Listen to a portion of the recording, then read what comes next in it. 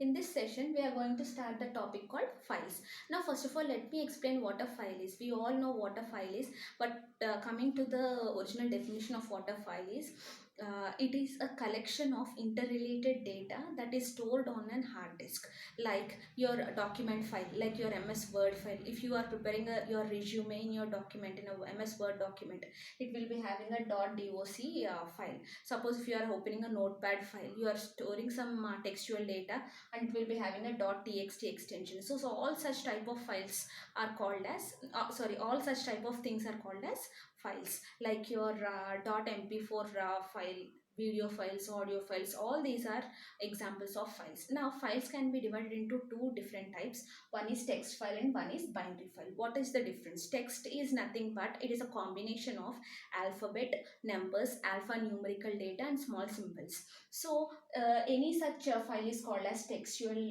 file, and some of the examples are .doc files, .txt files, .c files. All your C programming files are also textual files. Why? Because you are entering some symbols, you are entering some characters, you are entering some numbers, not anything other than that.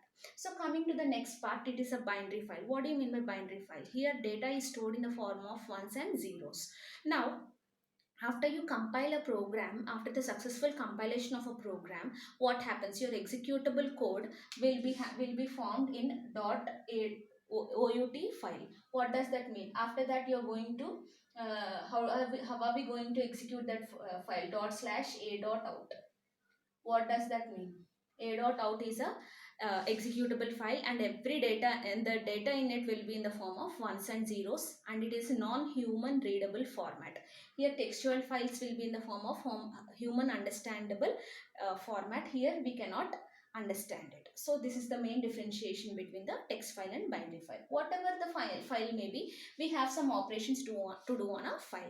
What is the first operation? To open a file. Then what can we do? We can write some data into that file, and you can read some data from the file, and you can close the file. So these are the basic operations, and many other operations also exist, like copying, merging two files, reversing the file. All these are extra operations. Once we know what is happening in these four common operations, everything is easy for us to understand. Now, how do you open a file? Generally we open a file, yes or no? How do you open your book? You have your class notes, you are opening your class notes. Not that every time you open a class notes you are going to read the class notes. Sometimes you are going to write the class notes. So what is the purpose of opening your notes? Same is the case of how do you open your text files or binary files?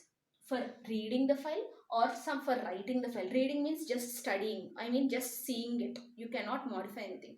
What do you mean by writing? You have to enter some data into it. The third mode is appending data. What do you mean by appending data? Already you have some data in the file. Now appending means at the end you have to start writing the data. That is what you mean by appending. You are adding some data without removing the previous data. Now as we all discussed text file and binary file, here text file will be having these all modes. Now how does a binary file modify this one? Just we'll place B by the side. RB. What does that mean? Open a file in read mode, open a binary file in read mode, open a binary file in write mode, open a binary file in append mode. These are for text files, these are for your binary files. After that we have some basic functions here. What are these functions? Fopen is for opening a file, Fclose is for closing a file. Suppose if you have opened multiple files in your program, we use Fclose all for closing all the files. Next, fgetc and fputc. These are used for getting a character from the file, and fputc is used for putting a character into the file. Similarly, fprintf and fscanf are used to print some set of data from the file, and fscanf is for reading some data, some set of data values from the file. So here we have only single character, we have set of characters. Printf means we are going to print the set of values from the file. Fscanf means we are going to read some set of values into the files.